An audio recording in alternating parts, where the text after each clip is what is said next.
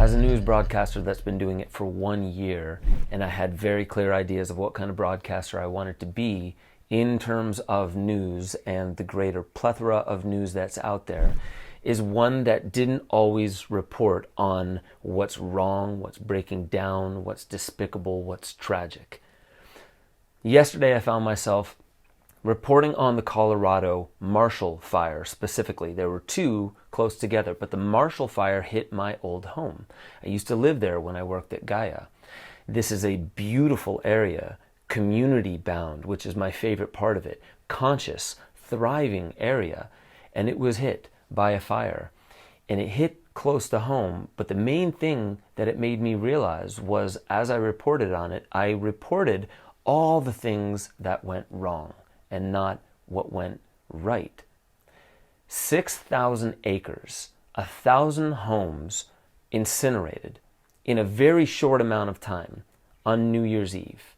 And in that time, there was a hospital that needed to be evacuated, the Avista Hospital, that exactly 3 years to the day prior, my twin boys were being born. And this hospital, 3 years later to the day, was being evacuated while some of the workers were using hoses to keep the fire back from the liquid oxygen tanks that would have very likely exploded, causing a much bigger catastrophe. We might have our very own New Year's miracle on our hands if it holds up that there was no loss of life. And then a snowstorm hits, dropping temperatures to 7 degrees. And after all of that catastrophe, after all those things that could go wrong happening at the same time, there's only one death. His name is Gonzalo Quesada.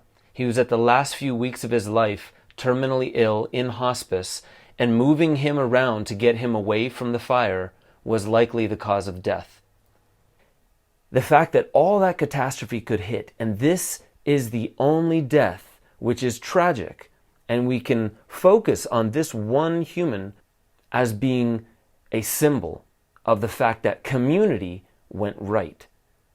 This is what I love about these kinds of stories, and this is why I'm very honored to have realized that I could have reported on this story, that I wanted to get out closer to the time so people could use a hotline if there's any help that you can give, if you can house people, because I already know the editor of DMT Quest, of Awaken the Darkness, the Aubrey Marcus film, and of Psychedelica and The Magic Plant, who's worked with me for quite some time, lives just south in Westminster and is actually housing people who are affected by the fire. So if you can help, please do.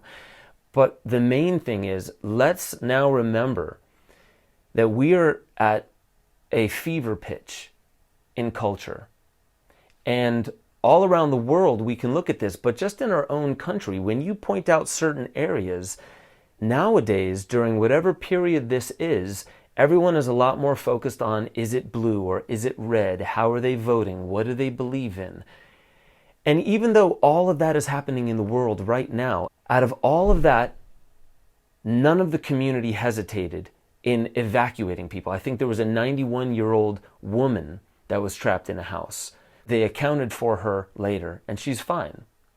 There's also a story of a man and a woman, a young man and a woman, having an infant in their house. They woke up somewhere around 11 a.m. with their infant, a newborn, and they realized that they're surrounded by smoke. The community had already left, and they had a dead battery in their car, and they couldn't leave. They assessed the situation, and they realized that even if they were to take their baby and run, they wouldn't have enough time to escape the flames or the smoke.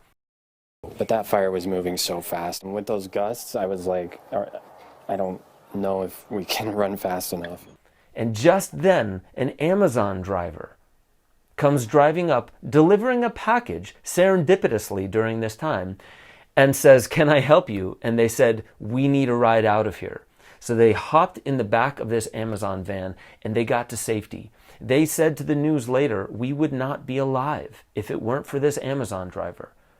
The fact that all these things could happen shows, especially right around New Year's, when there's this great resolution and intention setting for the year ahead.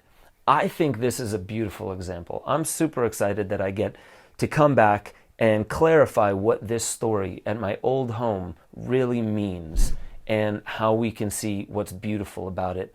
How can we help in the acute, and how can we help in the greater crisis that's going on in the world?